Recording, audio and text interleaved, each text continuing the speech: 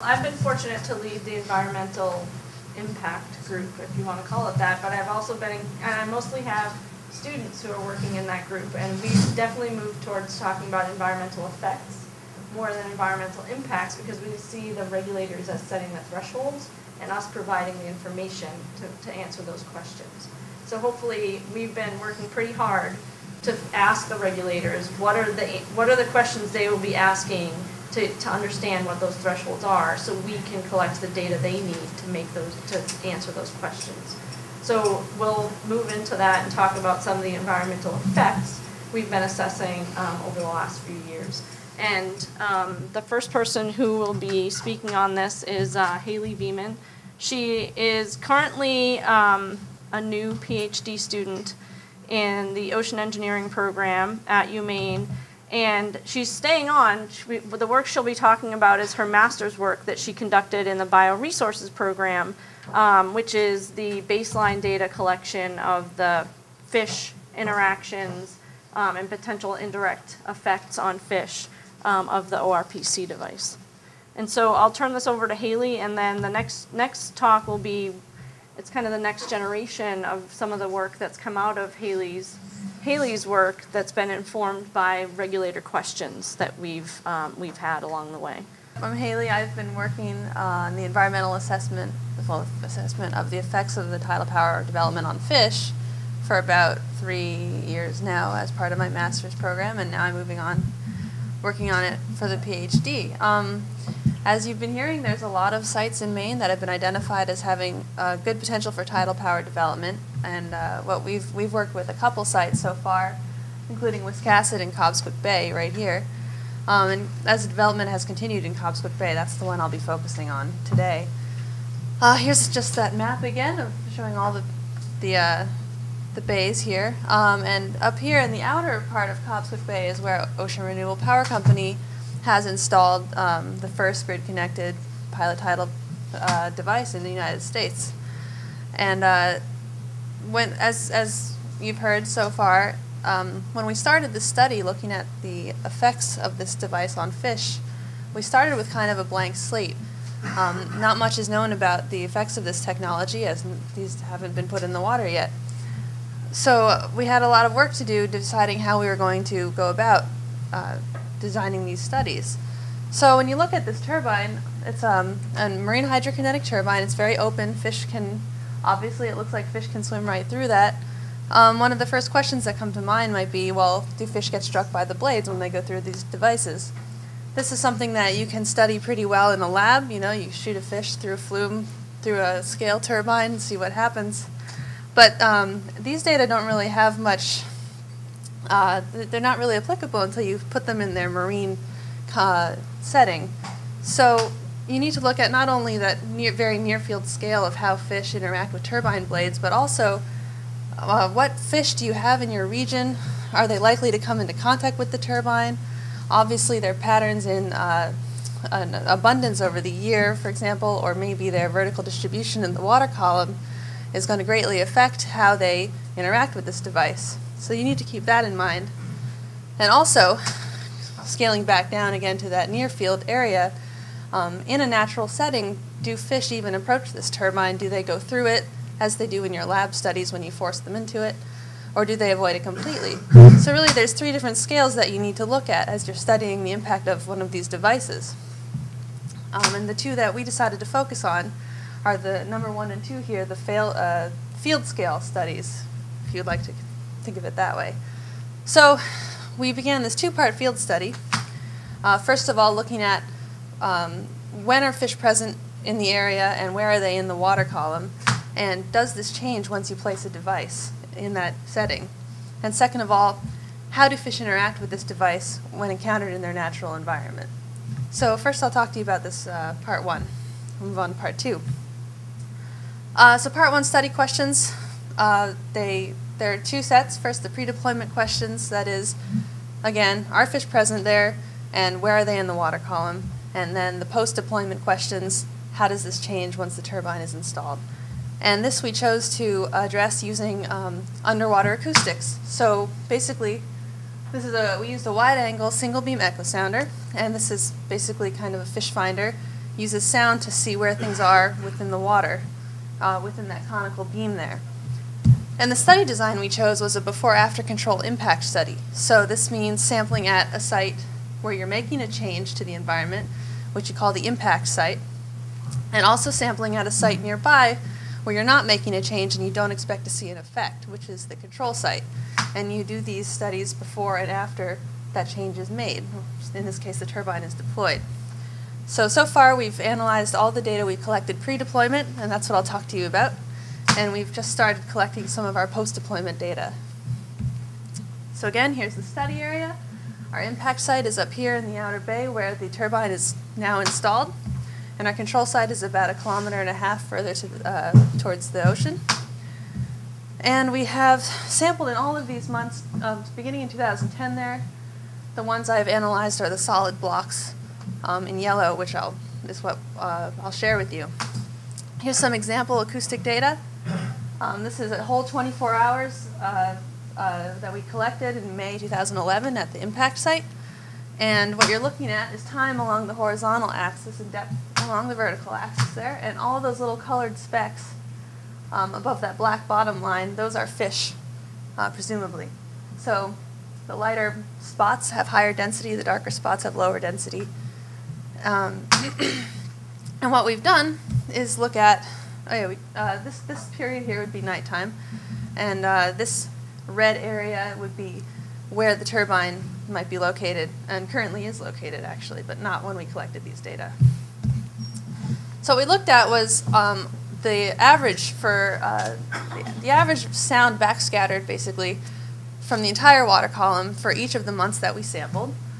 And that's what you see here. We have that value, which is pretty much proportional to the amount of fish in the area in the vertical axis, and then month along your horizontal one there, and the impact site on the left, control site on the right. And the important thing to draw from this is that while we have a lot of variation from month to month, and also in the scale of one site to the other, we see a pretty similar pattern in each year between the impact site and the control site. That's especially clear in 2011 along the bottom. And having a comparison like this will really allow us to see how the turbine, if the turbine affects fish at the impact site, it should start looking different than our control site. And we should be able to detect that. The other part that we looked at was the vertical distribution of fish from these echograms. And this is just a summary. There's a lot of these graphs that I couldn't put up here, but these are the vertical distributions from the impact site for each entire 24-hour survey. And basically the width of that bar represents the proportion of fish in that layer of the water column, with the bottom being at the bottom of the box and the top of the box being 15 meters above the seafloor. So what we saw from this was that for the most part, fish were concentrated, fish concentrations increased towards the bottom, and with the exception being May 2011, where they're more towards the middle. And what we were able to do was actually compare one month to the other, 1 year to the other year, and see if these distributions changed. And we also compared things such as ebb tide versus flood tide and day versus night, smaller time spans like that. And one interesting observation we made was that at night we tended to see a different distribution of fish than during the day. And in this May example that I showed you, you can kind of see it just looking at it. You see during the day, you have all these fish kind of more in the middle of the water column and in higher densities. And then at night, you see they're much more evenly spread out at these lower densities, represented by the darker colors.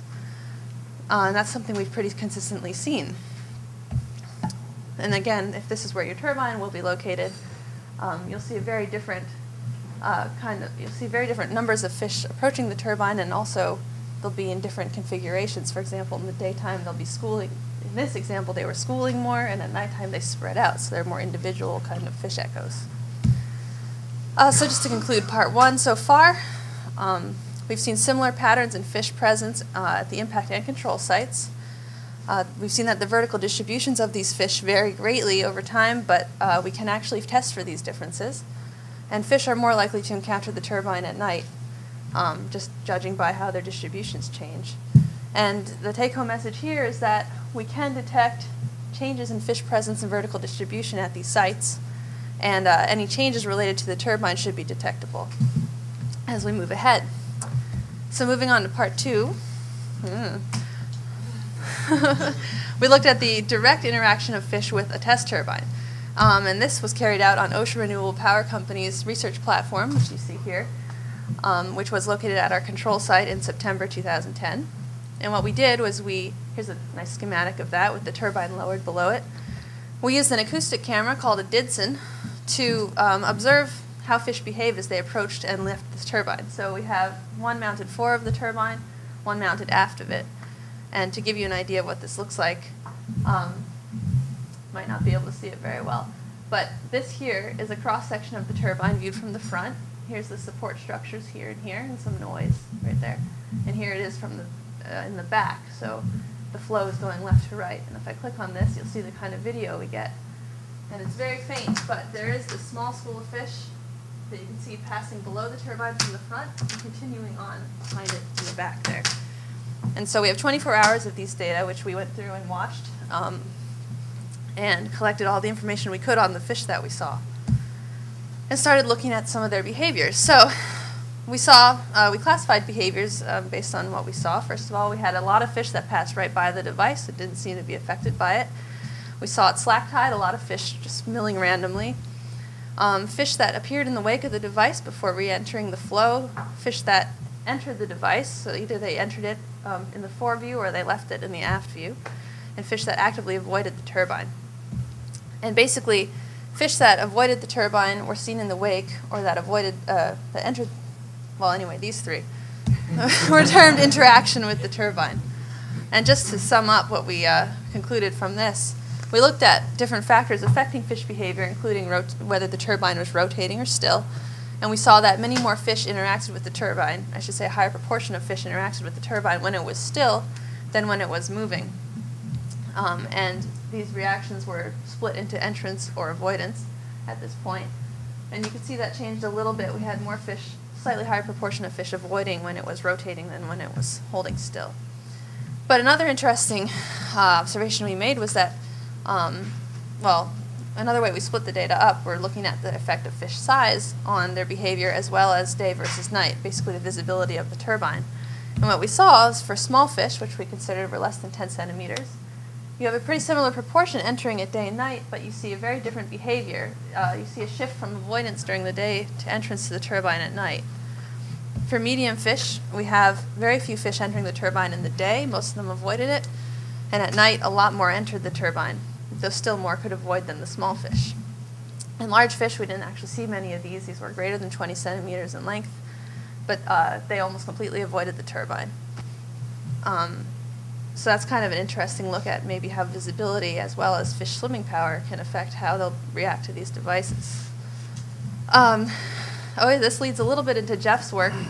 When we combine this information with what we know of fish in the area from our trawling and seining, we might be able to start getting a guess at some of the species that these fish might be. So that would those small fish, less than 10 centimeters, might be something like very young herring, possibly stickleback. The medium fish moving up to a little bit older herring and some younger mackerel, and those large fish could be older mackerel. Another interesting thing that we saw here was that schooling fish seem to be much more able to avoid the turbine than individual fish.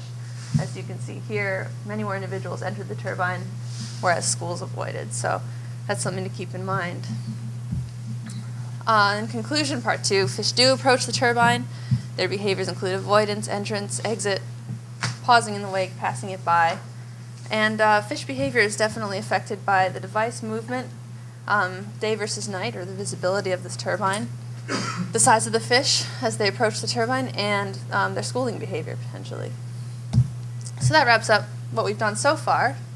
It's all been pre-deployment data to date, but we're starting to move on now that the turbine's installed. I'll just show you what our plans are for the future, what we've started to do. We're continuing our acoustic monitoring at the control site, and we've added to the impact site, we're now monitoring in line with the turbine as well as right beside it to see if fish behavior changes depending where they are. Maybe they'll go around the device or go through it. We've added, that's with our normal single beam echo sounder. We've added to this split beam echo sounder to get a little more information on potentially what species we're seeing. a little more detail on their movements. And we're also incorporating data collected by ORPC with this side-looking split beam echo sounder, which should give us very good information on fish movements as they approach the turbine and as they leave the turbine. And this will be collecting data continuously 24/7, so it's pretty exciting. And just put out some thanks here, and any questions? Yes? Have you or ORTC tried putting lights on at night to see if there's any difference in how the fish behave? No, we haven't tried that. Certainly, well, not on the device on the bottom. The barge did have some light on the deck when we were working there, but we haven't. Nothing underwater, no. We're trying not to influence the behavior that we're seeing as we observe it. With any. Suggesting it as mitigating for those? Well, since it appears that the fish are more heavily distributed throughout the column at night, and if you're concerned about fish getting chewed up with this machine, and if you turn on some lights. So I guess we see that as a next step. So many of the devices that are in place in ORCC, can correct me if I'm wrong, but in Europe, for example, there's been a lot of turning things off and not seeing how fish or animals interact with devices. So we're really trying to get an idea of what are the natural interaction patterns, and we've been able to go a long way, I think, in those questions. And then the next step would be, what might we be able to do to mitigate anything? Yeah, you just a second ago referred to the schools being able to avoid better than the individuals. Did you sense that the fish were trying to avoid these at all, or is it just a natural thing of schools going around things and individuals are able to find their way through? I mean, it was almost implying that the fish were trying to avoid these, and I'm not so sure the data really says that they're trying to avoid. Well, what we termed avoidance was when we saw a school coming at the turbine or fish and changing direction within our view pretty clearly to go around an object. So many individuals did that as well. It's more, this is a proportion of the total fish as the numbers that we were just looking at. So we just saw that most schools made an active change in path. So I would assume it's avoidance. They were trying to avoid it. Right. Did you ever pick up any notion that the ones who went through didn't make it, or was that?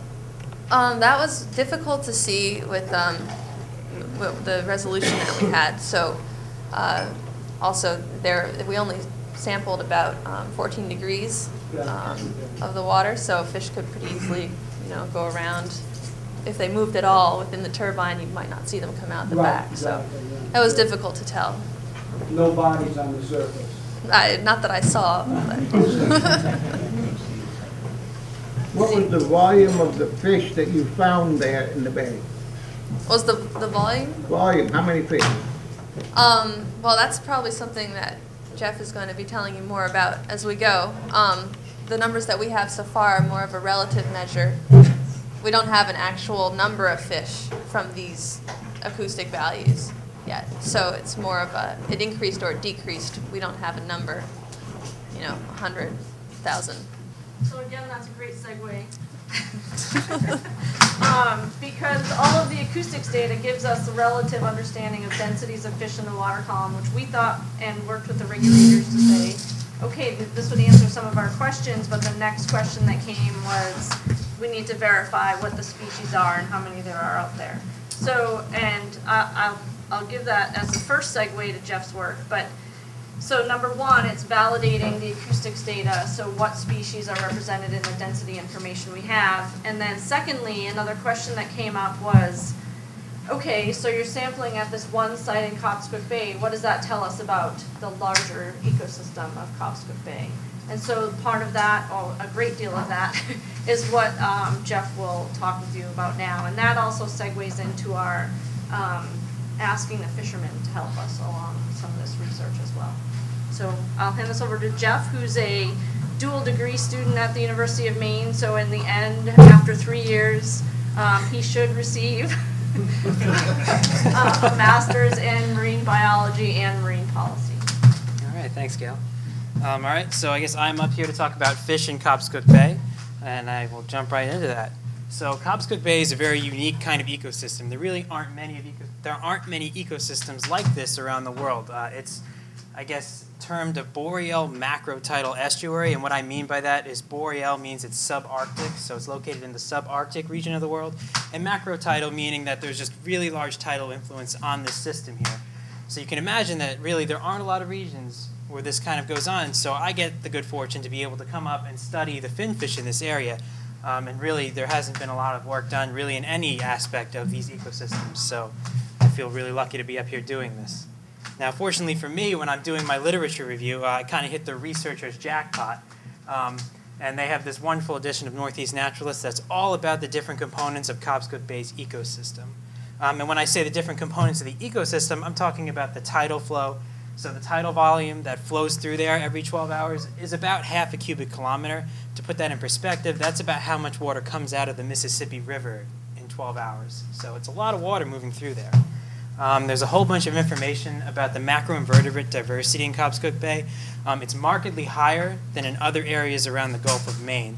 And there's a really productive macroinvertebrate fisheries there for sea urchin, scallops, and lobster. And then it also talks a lot about the presence of intertidal macrophytes, or just kind of larger forms of algae that grow in the intertidal areas, so in the water to land interface areas. And the species I have up there is just the rockweed that's located all throughout the bay.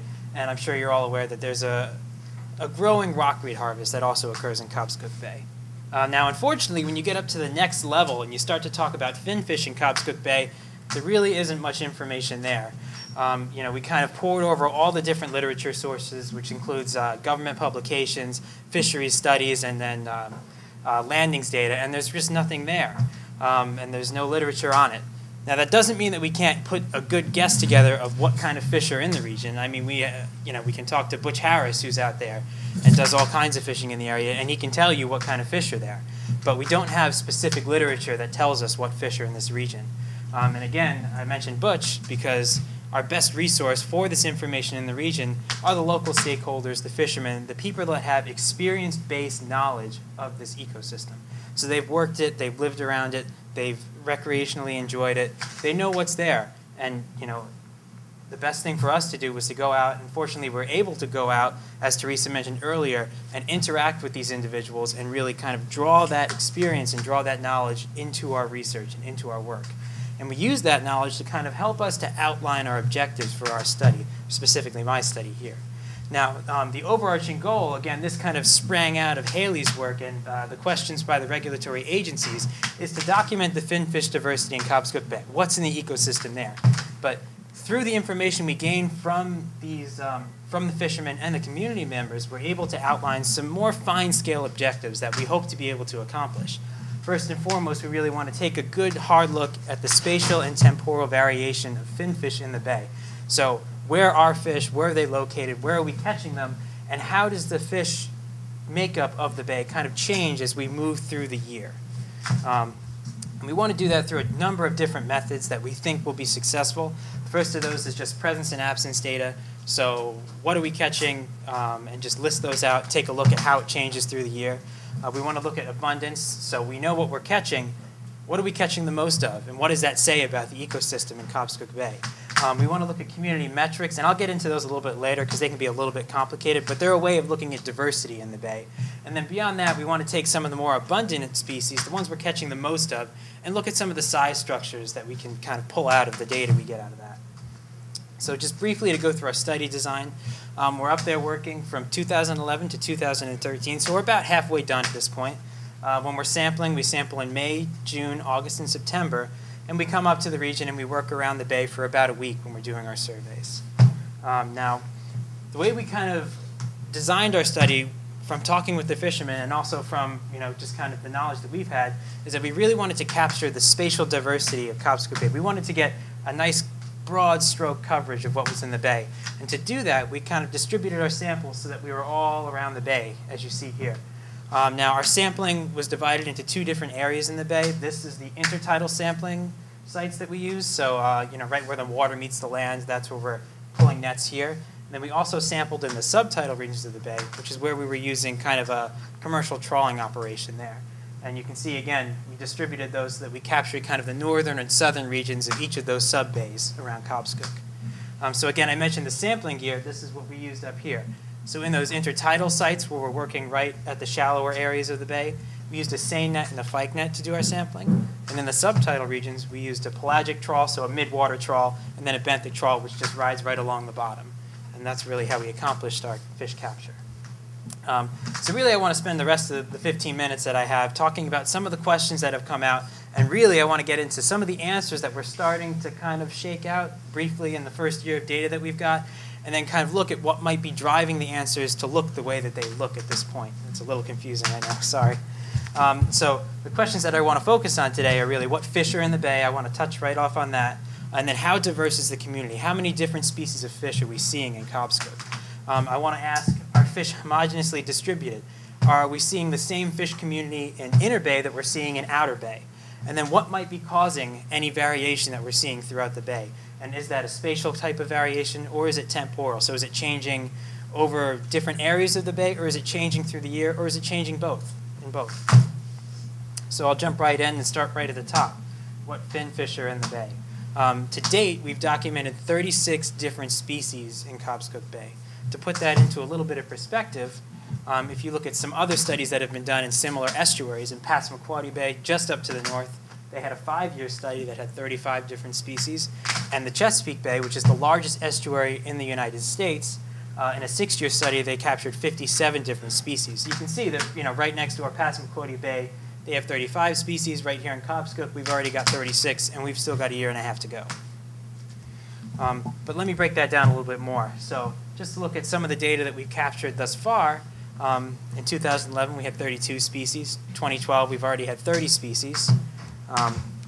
In 2011, we captured 6,000 individuals, and already thus far this year, we've captured over 6,000 individuals. And now you got to remember, to put this in perspective, that in 2011, there's 4 months of data, and I've only analyzed 2 months of data for 2012. So you can see that there's some variation here.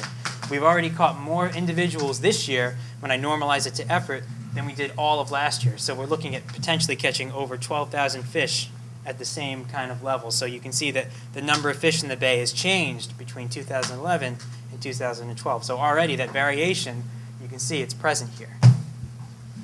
So let's look at kind of what we've been catching and how that breaks down. So in terms of the most abundant species that we've seen, 3 different species really stand out for us, and those are Atlantic herring, 3-spine sticklebacks, and winter flounder. You can see here it's both in 2011 and 2012. The numbers that we're catching of those 3 species are much higher than kind of the next group of organisms under that, which are mummy chogs and black-spotted sticklebacks here. So you can see that really the community is really dominated by these 3 different species. So from this point forward, I want to kind of get into a little bit more detail, but to do that, I need to kind of focus down what I'm talking about. So I want to talk about the benthic trawl data that's in the subtidal regions of the bay. Just because there's so much to talk about, I couldn't do it in 15 minutes, even if I wanted to. So looking at some of those community metrics that I talked about earlier, these are a way that we can kind of get a feel for what the diversity looks like in the bay. Now, the one that I have plotted up here is species richness. It's just a count of the number of different species that we catch in the year. So, we make 10 toes in the benthic habitat. How many species do we catch in those 10 toes as we look across the year? So you can see immediately in May, we caught about 8 species. And you see this really big increase between May and June, where the diversity goes way up. And we're catching about 17 or 18 different species in June, and then the same thing holds true for August and September. So again, the interesting thing to look at there is that big jump between May and June. So another metric that I used is Simpson's Index of Diversity. And this is kind of a look at the probability of subsampling 2 individual fish from the sample of fish that I caught and having them be the same species. Now, I guess an easier way of saying that would be if I took all the fish that I caught in 1 month, threw them in a bucket, reached my hand and picked up 2 of them, are they the same species or are they different species? That's kind of what this is looking at. And so to put that in perspective for what these bars mean, when the bars are lower, it's kind of a more diverse look at the community, and then when the bars are higher, that means the diversity is lower. And you can see that really the trend that we're seeing here is that everything seems to be falling around that middle range. Nothing really stands out as being, oh my God, there's no diversity, or oh my God, there's so much here. We're right in that middle range. And again, the highest our lowest point of diversity was actually in August. So I'll come back to that in a little bit and why that's interesting. So the last metric that I used was a Shannon-Weeder index.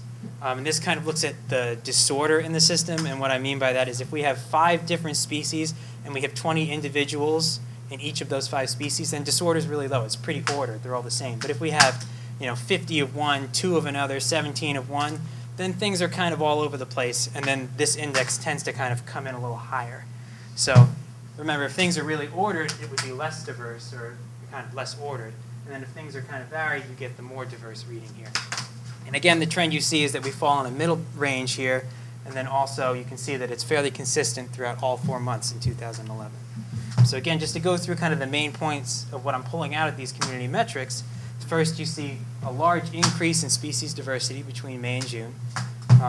You see that there's fairly consistent trend throughout Simpson's index. And then again, I mentioned that August was our lowest month for Simpson's index by diversity there.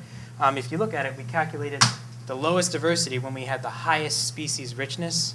So it's kind of counterintuitive there. We have more species, but the diversity is lower because there's less of one species or more of another that's dominating the ecosystem there. Then again, remember that the Shannon-Weeder index came in around 1.6 throughout all 4 months. So again, I want to look at kind of what might be driving this diversity and what might be pushing this to kind of fall out the way that it has, at least for 2011 so far. And the 2 things that I pulled out to look at here for the bay as a whole are temperature and the seasonal movements of fish. So looking at temperature, you can see as I plotted on top of species richness here that it falls in fairly well with what we're seeing. You can see from May to June, there's an increase. It peaks in August, just like species richness, and then it comes back down a little bit in September. So what you potentially have going on here is that maybe the fish aren't utilizing the bay. Different species come in when the temperature reaches a certain threshold, and maybe that has an impact on what diversity looks like in Cobscook Bay. Maybe that signals different species to come on in and make use of the bay. So if I look at the seasonal use pattern, which kind of is pretty well tied into temperature, I pulled out 2 species here. The common names of these guys are haddock and butterfish that we catch in our work. And if you look, it's kind of interesting the way the pattern fell out. Looking at the benthic catch of these 2 species, in May and June we didn't catch a single one of either of these 2 species. And you look at August, when that temperature is really high and the diversity is really high, they both show up in our catch, and then they stay there in September. So what potentially is going on here is that either through the biology of these fishes or their natural life cycles, maybe they're only utilizing the bay after a certain point or once a certain factor has kind of driven them into the bay. So maybe they're chasing a food source or something like that. So again, I want to not just look at kind of the bay as a whole. I want to look at are our fish distributed evenly throughout the bay as a whole, and does the fish community change throughout the bay? And really the best way to do that right now is to look at some of the physical divisions in the bay, because it's really pretty well distributed into 3 separate sub-bays, which are inner, central, and outer bay right here. So I want to kind of break down those same metrics and look at them broken down by the different sub-bays. So if we look at species richness, immediately you can see that a trend pops out pretty clearly here, where something very different is going on in central bay than in inner and outer bays. You can see diversity is fairly low, or species richness is fairly low. In inner and outer bays, it stays consistent, probably around 6. But in Central Bay, that trend that we saw for the bay as a whole really makes itself clear there, where the species richness is down around 2 or 3 in May, then it jumps way up to 12 or 13 in June, and stays up in that higher region throughout the rest of the year. So maybe something in Central Bay here is driving that species diversity, and maybe this has a larger impact on it than the other sub-bays. Looking at Simpson's index, and again remember, numbers toward the top are less diverse, numbers towards the bottom are more diverse. You can see that there's not a clear trend dividing out the 3 different bays, but again, there's no consistent trend between all 3 bays either. Something different's happening in all 3 of those bays. And something else that's interesting to note here is that if you remember the bay as a whole, the lowest level of diversity came in August. And if you look at each different individual bay, August is not the lowest level of diversity in any of the individual bays when you break it down by them. In inner bay, it's June. In central bay, it's May. And in outer bay, it's June again. So kind of almost mixed signals that you're getting when you break this down by sub-bay. So again, I want to get into the potential drivers here. I want to look at two main things, which is the habitat composition, and then I kind of want to take a reach here and look at maybe a key species that may be pushing things the way that they are.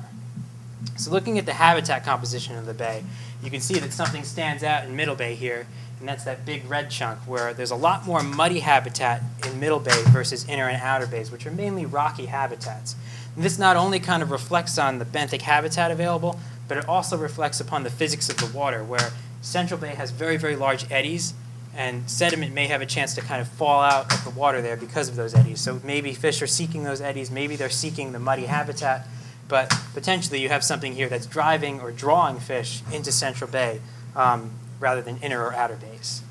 And now, whoa, where did my slide go? That's weird. Now I want to look at a key species that may be driving things here, and that's really Atlantic herring.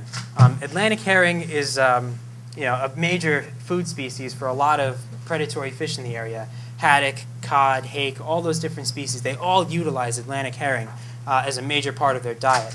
So when you look at how herring are present throughout the bay, specifically Central Bay, where we saw that marked increase in diversity, just look at the trends at how we were catching them there. In May, when we're sampling, we catch all of our herring in the pelagic nets. But then again, we see that large increase between May and June in the benthic habitat. We also see that herring make their appearance in the benthic habitat here. And they stay there in August and also in September. So what may be going on here is those herring, because they're such an important food source and so vital to all these different species, maybe all those different predatory species are following herring into Central Bay to utilize that food source, and that's why we see high diversity there. But again, this is just looking at 1 year of data. I can't prove any of this at this point. It's just something interesting that's fallen out, and it's something that we want to take a look at going forwards. Oh, there's the slide. So yeah, herring, it's wonderful food. They like to eat it. That was supposed to come up a little while ago. Sorry about that. So again, we pulled out all these different potential drivers, and things like these, when you're talking about an ecosystem as a whole and wondering which one is the most important, it's not an A, B, C, or D kind of issue. It's all of these things are definitely driving diversity in Cobscook Bay to a different extent. And it's difficult to pull them apart and kind of break down to what extent each one has an impact on diversity. But it is interesting to see how they do start to line up with the overall trends in diversity. And really why this is so important is because, as we're all here to talk about today, we're introducing a new potential driver, which is the tidal power turbine that has recently been deployed and grid connected. And there's definitely a potential for this to have an impact upon the diversity in Cobscook Bay. And so having this groundwork data and having this information on the fish population lets us see the trends in the fish populations, take a look at the community, and hopefully 10, 15 years down the road, we can take another look at the community and we can judge if it's changed and potentially attribute that to something like a tidal power device or even global warming. There's plenty of things that could impact diversity. But just having this baseline information and having the knowledge of what may be influencing diversity is important for our understanding of the potential changes introduced by a device like this in the future.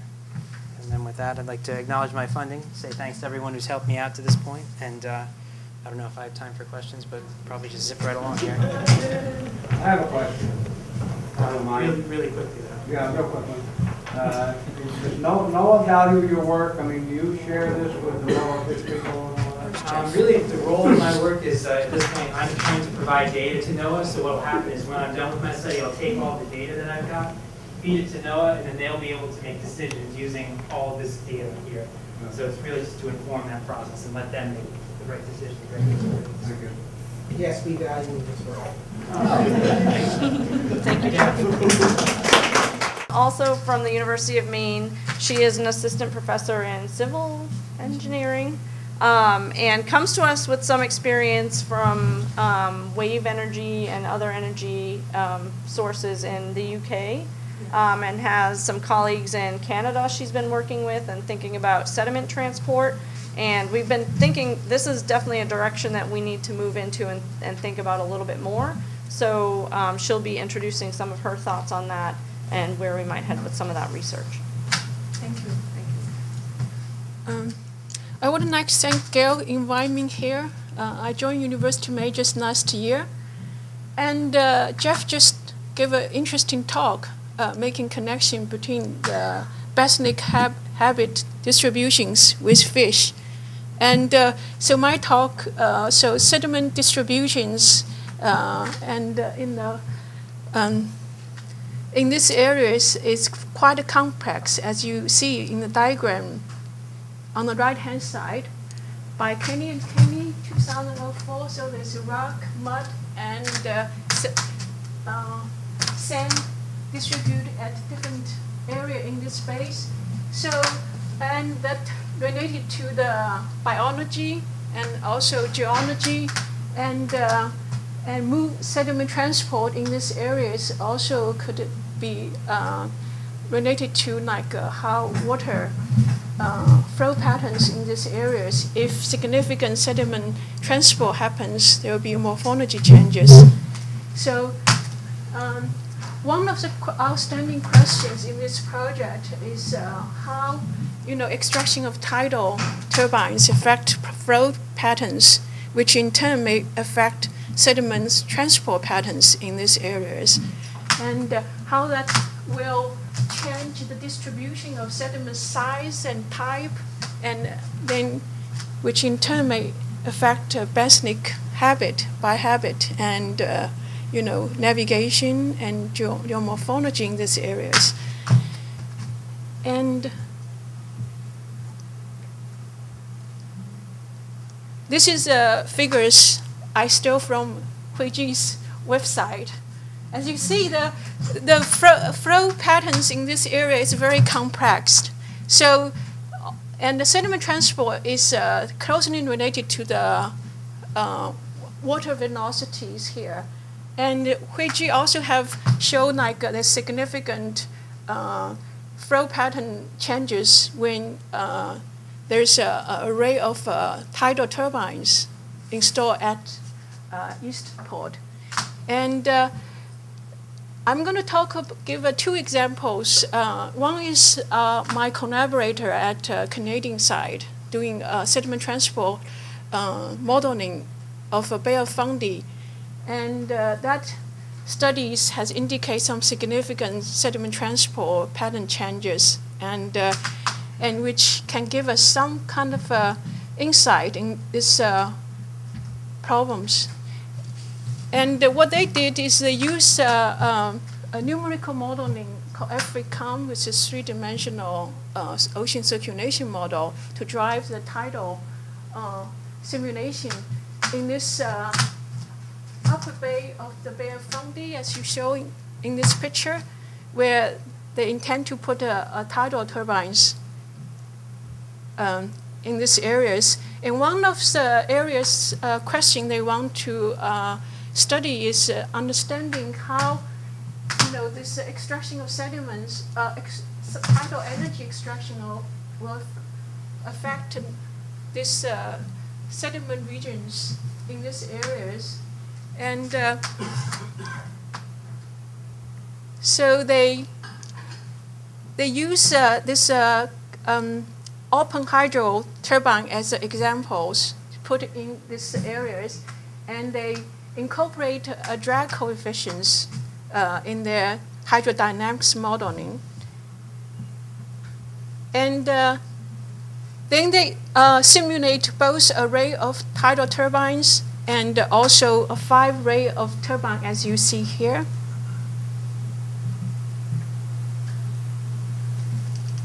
So in this particular simulation round, they put a 5 array of turbine at this minus passage near Cape Spad.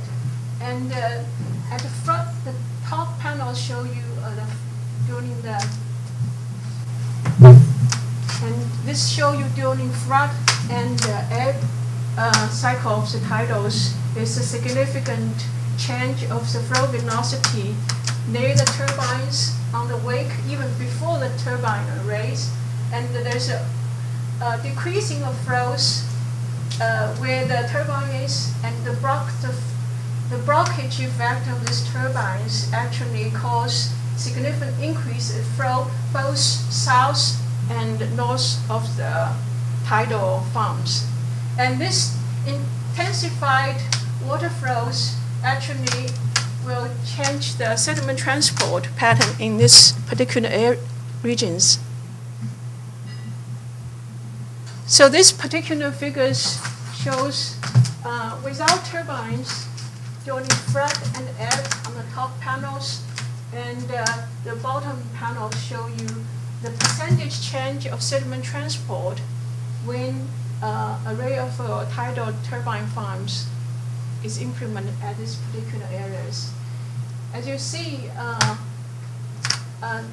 without turbines, there's a significant sediment transport near this passage because intensified tidal flows will bring the coarse sediments to the center of minus basins. But after the installation of tidal energy farms here, there will be intensified of flows south of this south coast and bring significant sediments, coarse sediments, through the south channels into the South Bay area. So it will change the sediment size distribution and the pattern of flow in these particular areas.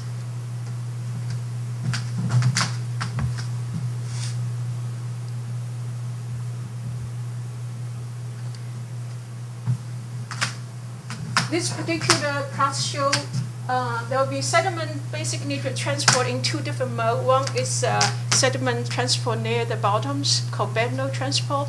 The other is sediments was transported by the tidal flows in the up water columns. And so in this particular figure it shows for the suspended sediments also was changed significantly by the installation of tidal energy extractions farms. And the conclusion, they find that there's near like Cobscook Bay here, there's almost 100% increase of sediment transport near the coastline, especially where the shallow water is. In some of the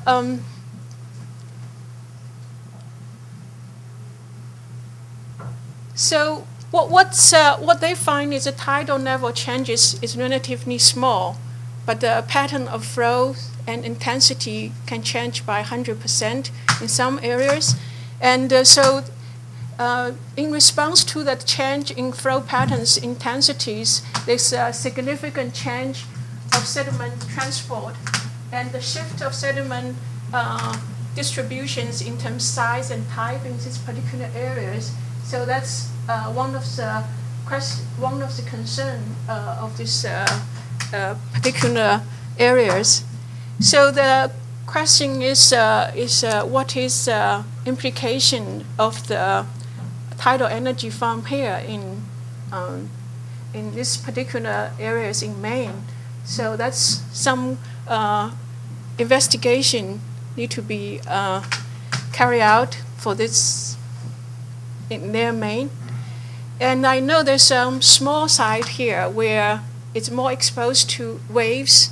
So there's as we know, waves tend to stir up the sediments, and the tides and the currents carry the sediment around. So the next example I'll show is some of the work I have done with my PhD student back in UK. And what we have done is look at the impact of wave farms on coastal sediment transport and the morphology in southwest England. And in this particular project, we used a coupling of two-way coupling of wave modeling and tidal modeling. And so we can look at how the wave and tide interact with each other, and the combination of these two physical processes of how they affect the sediment transport in these particular areas. And the wave farm is just like at 50 meters water depth, southwest England. And on the shadow side of this wave farm is called Types. It's a famous surfing spot. So people are very concerned about morphology change and the wave climate change in that particular areas. And so in these studies, we use ROMS model, which is in some way similar to FVCOM modeling. And we find that there's a complex interaction between the tidal and the waves, and at different, like at high and mid and low tides, there's a change in the wave height significantly in these particular areas. And when you put a waveform at this particular spot, there's a shadow areas, okay, behind this form, which will affect the energies along the coast behind these waveforms. And so what we find is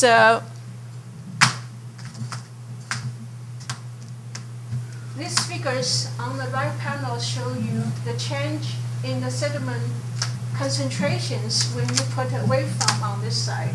As you see, when there's a waveform here, there's a decreasing of sediment concentration due to decreasing wave energy. So there's enough turbulence to pick up the sediments and decrease the sediment concentration and cause accretion of sediments behind the waveforms along the coast. And these figures show you if you build 4 kilometers of waveform offshore here, actually there will be the blue color show the erosions here. There the waveform itself is due to the energy decreasing. It's like when you put a coastal structure or offshore structure here, you often see scow in there, the structure itself. So there's a significant erosion here, and the accretion behind the farms because decreasing of wave energies and the change of wave-induced currents. So the wave change contributes to sediment transport through 2 different ways. One is by decreasing the energy, increasing energy at different areas, and stir up and change the suspended sediments that way. But also wave will change the currents near the coastal lines, which will change the sediment transport patterns. So it's very complicated wave current interactions we're talking about in order to understand the sediment transport due to the wave energy extractions. So this probably more related to some small site here in Maine, we're more exposed to the wave energy. And the sediment transport going to be very complex issues to think about. And so this is like Mick said, it's like future work, something I would like to work on next. Any question?